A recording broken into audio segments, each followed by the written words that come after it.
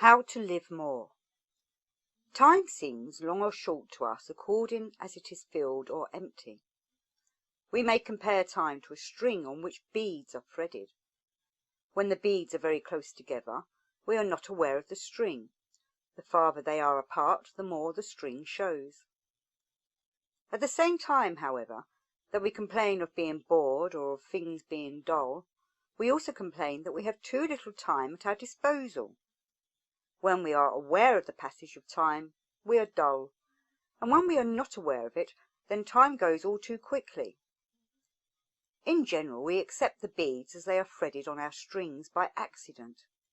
We do not choose or create or control the incidents and events that happen to us.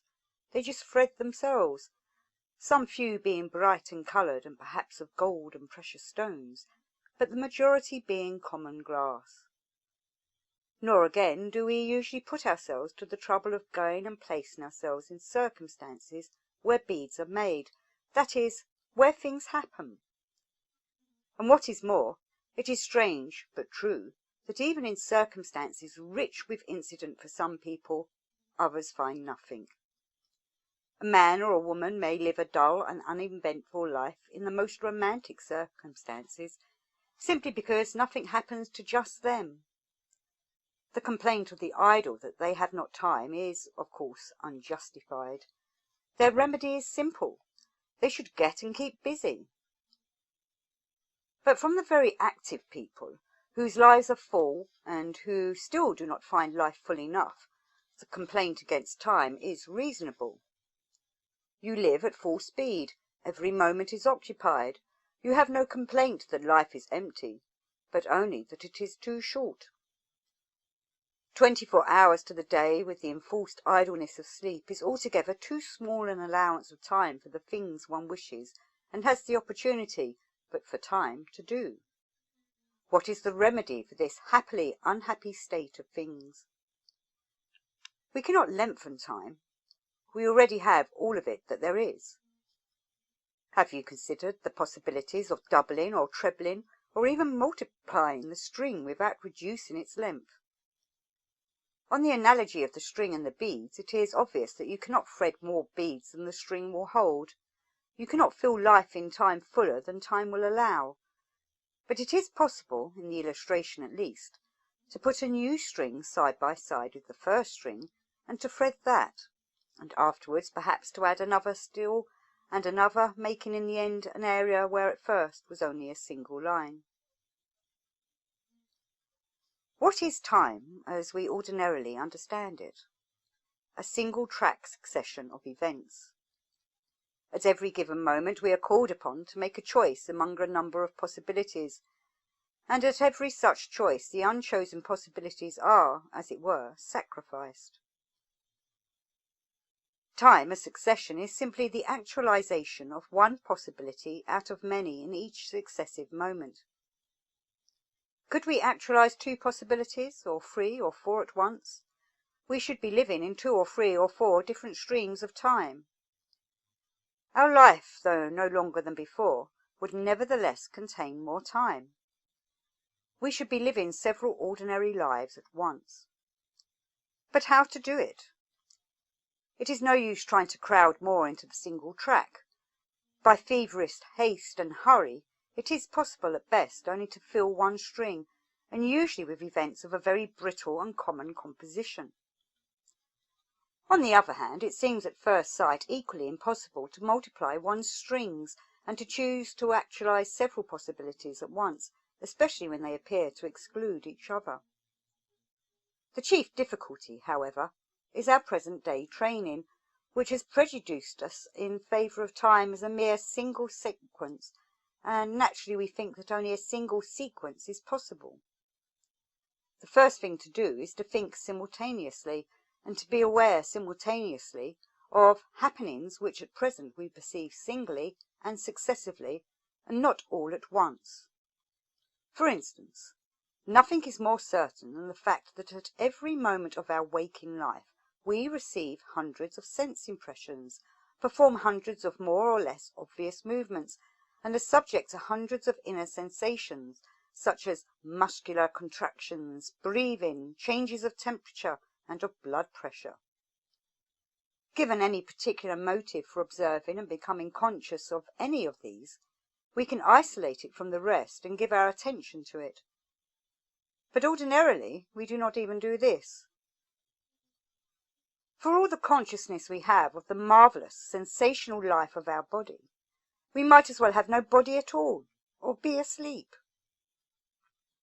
Except upon special occasions, when our body insists upon attracting our attention to it, we treat it as a mere machine of no real conscious value. It might be supposed that the case is different with our other strings, our life of feeling and our life of thought. But on analysis, it turns out that we are just as asleep to the rich current of our emotional and intellectual life as we are to our physical life. It is true that some people are more aware and others less of one than of the other two. Intellectual people are more aware of their thinking than of their feeling and physical life. Emotional people are more aware of their emotions. Common sensual people are more aware of their physical life. But in the first place, none of these specialists, as it were, is aware of more than a fraction of the life in which he specializes. The intellectual is conscious of only a few processes of his thoughts. The artist is conscious of only a few of his emotional streams. The sensualist is conscious of only a few of his physical sensations. And in the second place, very, very few people can be conscious simultaneously of two of these streams, even intermittently and partially, and still fewer ever arrive at simultaneous consciousness of all three. Now, if we assume that each of these three modes or kinds of experience is a thread of time, and that each thread is always filled with beads, it is evident that we can, at least, treble our time and consequently our life by becoming simultaneously conscious of all three successions of events. In other words, by becoming simultaneously conscious of our physical movements and sensations, our feelings and our thoughts, we should be leading in reality three lives at once, actualizing three possibilities at every moment. Naturally, it is not easy. Begin by trying to be aware of your movements and physical sensations while they are actually occurring. Try to realize more and more what your body is doing. Later, try to notice your changing currents of feelings without, however, ceasing to be aware of your physical manifestations. Finally, try to become conscious of your streams of thinking and include these observations with the previous observations or awareness of your physical and emotional life. By this means, if you persist in it, you will treble your time and enrich your life. The method is not introspective, nor is it analysis.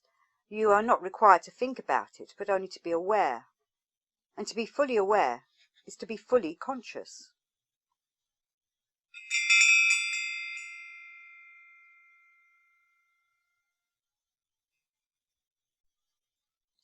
Are we awake? How can we prove to ourselves at any given moment that we are not asleep and dreaming? Life circumstances are sometimes as fantastic as dream circumstances, and change with the same rapidity. What if we should wake up and find waking life a dream, and our present sleep and dream merely dreams within a dream? There is a traditional doctrine, usually associated with religion, but now and then invading great literature, that our present waking state is not really being awake at all. It is not night sleep, certainly, nor is it the ordinary somnambulism or sleepwalking. But it is, the tradition says, a special form of sleep comparable to a hypnotic trance in which, however, there is no hypnotist but only suggestion or autosuggestion. In the first instance, from the moment of birth and before, we are under the suggestion that we are not fully awake, and it is universally suggested to our consciousness that we must dream the dream of this world, as our parents and friends dream it. Young children, it is notorious, find it hard at first to distinguish between this fancy, that is to say, their other daydreams, and the dream their parents live in. Later in childhood, when the original suggestion has taken, Autosuggestion keeps us in the state more or less continuously. Our friends and neighbours and all the objects we perceive act as soporifics and dream suggestions. We no longer, as in early childhood, rub our eyes in doubt of the reality of this world. We are fully convinced not only that it is real, but that there is no other. We dream, but we do not doubt that we are awake. Religion, it is obvious, presupposes that mortal life is a mode of sleep from which it is possible to wake up to eternal life. The New Testament, for example, constantly makes use of the imagery of sleep and waking. According to the Gospels and the Epistles, we sleep with Adam and wake with Christ. And the refrain of the doctrine is that we should strive to wake up from our present waking state and to be born again. In recent literature, the idea has been exploited by Ibsen and H.G. Wells, among other writers. Ibsen's play, When We Dead Awaken, and Wells's novel, The Sleeper Wakes, assume in their very titles that we humans are asleep but can wake. It is naturally difficult, of course, to convince ourselves that we are asleep. A sleeping person in the midst of a dream cannot usually wake himself up. The dream may be so unpleasant that it wakes him, or he awakes naturally, or he may be shaken into waking. Very seldom can one voluntarily wake oneself. It is even more difficult to wake voluntarily from hypnotic sleep. And if from these relatively light states of sleep it is hard for us to wake of our own accord, we can imagine the difficulty of waking voluntarily from the profounder sleep and dream of our waking state. But how can we convince ourselves that we are really in a form of sleep when, as it appears to us, we are really awake? By comparing the two chief states of consciousness known to us and observing their strikingly common features. What, for instance, are the outstanding features of our ordinary sleep as known to us through our recollected dreams? The dream happens, that is to say, we neither deliberately initiate it nor do we create its figures and events. And in this respect, it resembles waking life, in that we do not predetermine our experiences, nor do we create or invent the figures and events we meet from day to day. Another common element of our sleeping and waking modes of life is the variability of our conduct. We are sometimes horrified, sometimes gratified to recall how we have behaved in a dream situation. It is true that whatever our conduct may have been, humiliating or flattering to our pride, we couldn't have made it otherwise. Our disquiet or satisfaction is solely an account of the presumed revelation of our unconscious selves. But how, at bottom, do these facts differ from the facts of our waking life dreams? In life dreams also we cut a sorry or a good figure, not by predetermined design, but as it happens, and our regret or satisfaction is equally contingent on the effect the episode has upon our self-pride. But can we truthfully say beforehand that, whatever happens, we shall behave ourselves thus and not otherwise? Are we not subject to the suggestion of the moment and liable to be carried away from our resolution by anger, greed, enthusiasm? Exactly as in sleep dream, our waking life is always taking us by surprise, and we are constantly behaving as we should not have imagined we could behave. Nor, in retrospect, can we truthfully say that we could have done better or worse in yesterday's situation. If it were repeated exactly, no doubt we could. But, taking it as and when it was, with ourselves as we then were, it could no more have been different than any night dreams we have experienced. Serious examination of the parallelism between the two states of sleeping and waking reveals many other similarities. One more only need to be mentioned here, the close resemblance of our memory as regards the experience of the two states. It is true that of our waking life we preserve a more or less continuous recollection, whereas our dream life is a series of discontinuous memories. But apart from this specific difference, our actual memory faculty appears to behave much the same in relation to both forms of experience. We know how difficult it is to recall at will a dream of the night before. The dream was vivid and all its details were in our mind on awakening, but in an instant the whole of it has vanished, leaving not a rack behind. Memory of yesterday's life dream is not so treacherous or capricious as regards its main features, but where today is the vivid detail of yesterday. We saw clearly 1,001 objects, we even attended to them. We listened to conversation, we spoke, we watched men and things in the street. We read books or newspapers, we read and wrote letters, we ate and drank and did or perceived a host that no man can number of objects and actions. That was only yesterday. Yesterday's vivid waking dream, how many of these details remain in our memory today, or how many could we by any effort recall? As completely as the dreams of the night, the mass of our life dreams of yesterday fade into the oblivion of our unconscious. It may be feared that there is something morbid in the foregoing speculations, and that an effort to see our waking life as merely a special form of sleep must diminish its importance for us and ours for it.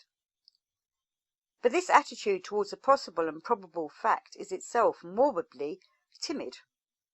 The truth is that just as in night dreams the first symptom of waking is to suspect that one is dreaming, the first symptom of waking from the waking state, the second awaking of religion is the suspicion that our present waking state is dreaming likewise. To be aware that we are asleep is to be on the point of waking, and to be aware that we are only partially awake is the first condition of becoming and making ourselves more fully awake.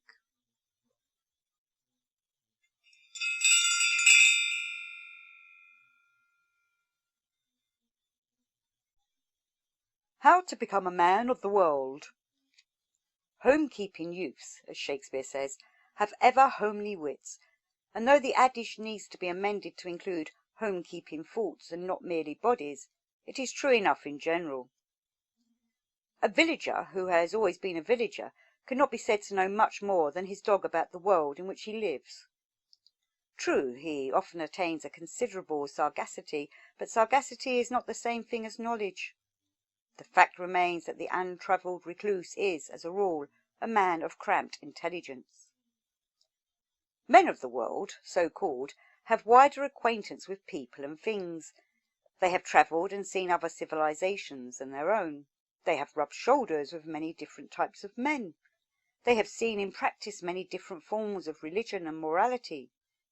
They know that the world is very varied and are tolerant of difference in their immediate neighbourhood in consequence. But our men of this world, especially when so self-styled, are still only comparatively men of the world.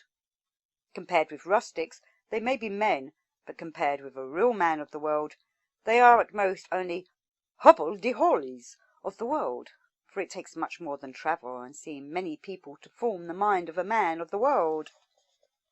Our grown-up man needs to have used all his faculties, including first and foremost his scientific imagination. It is only by the training of the scientific imagination that we can arrive at a liberal conception of the world in which we live. It is only by dwelling on true and large ideas of the world that we broaden and deepen our minds. And, finally, it is only by daily contemplation of the great facts of our world that we arrive at elevation of mind, or the characteristic quality of the real adult man of the world. The great ideas of the world are not very numerous, nor are they speculative. They are few, and they are facts. Whoever will try to grasp them imaginatively as facts, and constantly keep them in mind, is already on the way to elevation, for elevation is attained by ascending ideas, that is, by contemplating more and more inclusive facts about the world. Let us begin with the simplest of the large facts about our world. The earth is a planet on which, at any given moment, 2,000 million human beings live in the midst of a natural kingdom made up of minerals, vegetables, and animals. These 2,000 million people are distributed over the globe, from the coldest extreme to the most tropical, and from the sea level to the altitude of the Himalayas. They are of different racial and national breeds, and they vary in social culture from the Neolithic period to the Aeroplane period.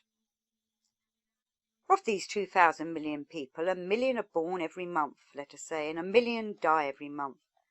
Thus they vary in age over every possible duration of human life, from a second to 150 years.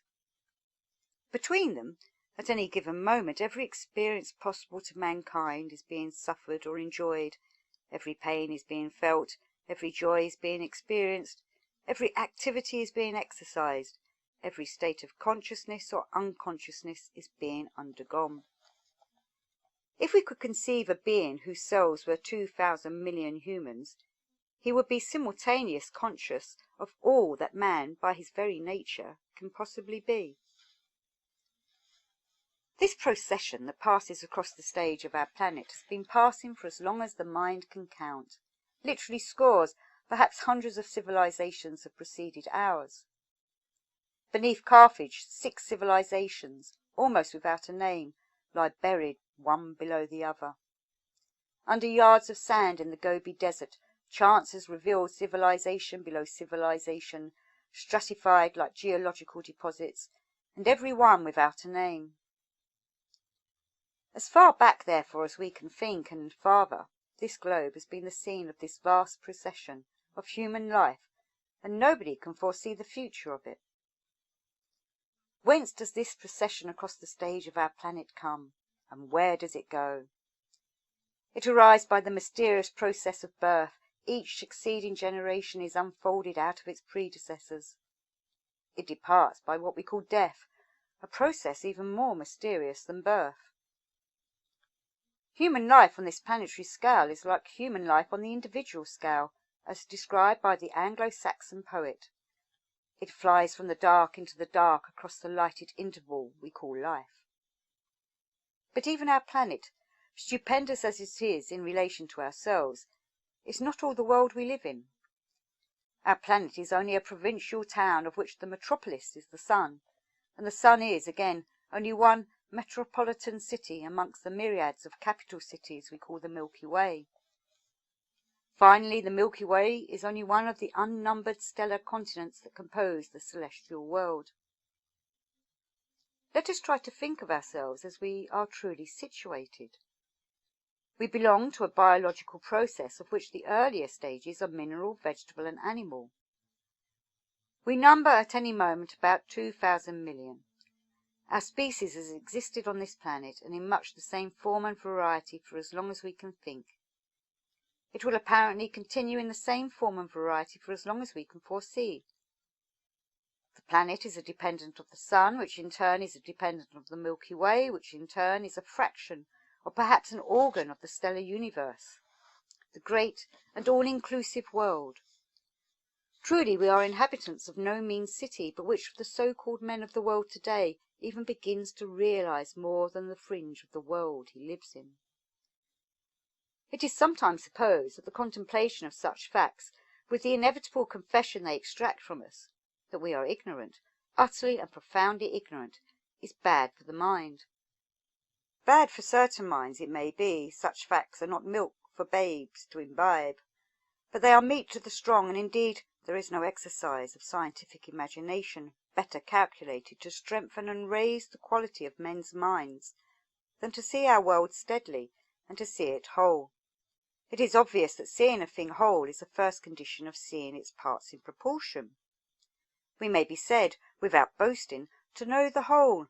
It is this picture of the world we have just constructed, and which everybody can reconstruct for himself. With this whole always in conscious view, we may be certain that the parts will one day fall into their proper places. On the other hand, without this view of the whole, the parts must always be changing places with each other. A capital mind is one that is aware of the whole world in which it lives. A provincial mind is one that has never travelled in time and space. Economizing our energy. The human organism is a machine capable of doing work, and the energy to run it is derived from food, air, and impressions. We eat food, we breathe air, and through our sense organs we receive impressions, and the give and take between these three forms of nourishment creates the various energies we manifest. These energies are of three kinds: physical, emotional, and mental, and for each of these expenditures of energy, it is necessary to create the means in ourselves. We cannot possibly spend more than our income. Not only can we not do physically more than our food permits, but we cannot feel and we cannot think more than our corresponding incomes allow. We get tired of thinking, so that we think no more, and we get tired with feeling, so that we can feel no more, exactly as we get tired with physical exertion. Fatigue in any of these respects means the same thing, namely, that we have temporarily used up our store of energy. After sleep or food or change of air or situation, we can act and feel and think again, but for the moment we are empty. There are, however, two degrees of fatigue, imaginary and real. It is common enough for people to think they are tired when really they are not. Given some new motive, they surprise themselves by the energy they find they possess. This phenomenon, in physical terms, is sometimes called second wind, and it is as if there were a second reservoir of energy which comes into use only when the first is exhausted. The same phenomena can occur in the cases of feeling and thinking, only usually we give up after the first wind is finished. But we can, so to say, work on past our first fatigue to a second wind or reservoir.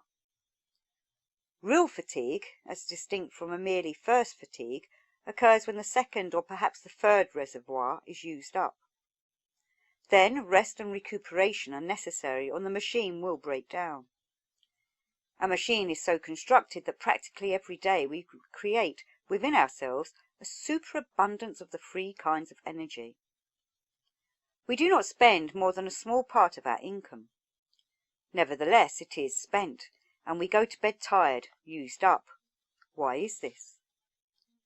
The human machine may be compared to a three-story house, each floor of which is devoted to a particular form of work. On the ground floor we carry on our physical life, on the second floor we carry on our emotional life, and on the top floor we carry on our intellectual life. Now, when we are working on one of these three floors, it is not necessary that the others should be working too.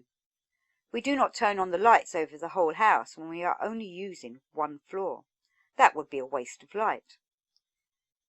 Similarly, we ought not to be using energy on all three stories of our organism when we are only actually using one of them. For instance, if we are thinking, it is not necessary for the body to be expending energy as well. Or if we are working physically, it is not necessary for the mind to wander and waste energy doing nothing. We ought to learn to shut off our energies on each floor at will, so that the machine is not running when we are not in the rooms to direct it. All unconscious actions waste energy. Only conscious action saves it.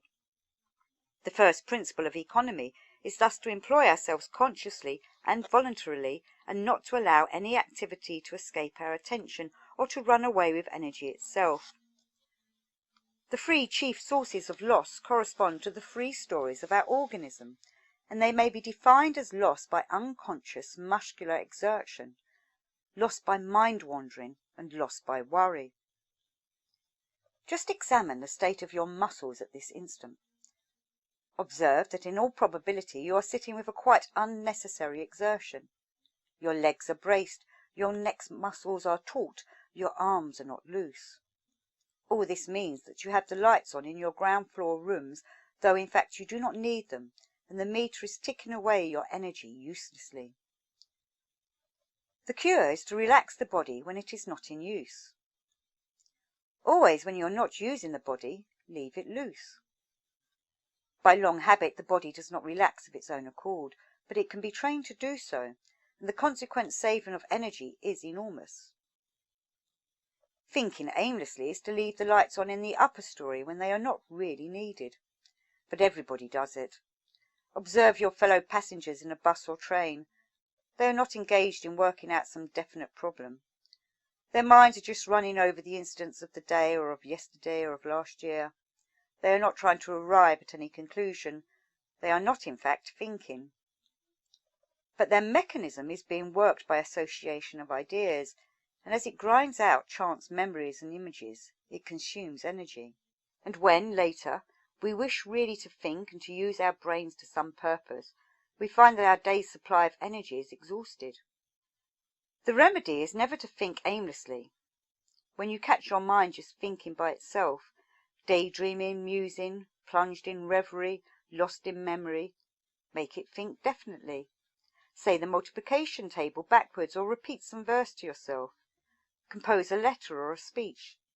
Think out clearly tomorrow's work. Recall exactly the day's events.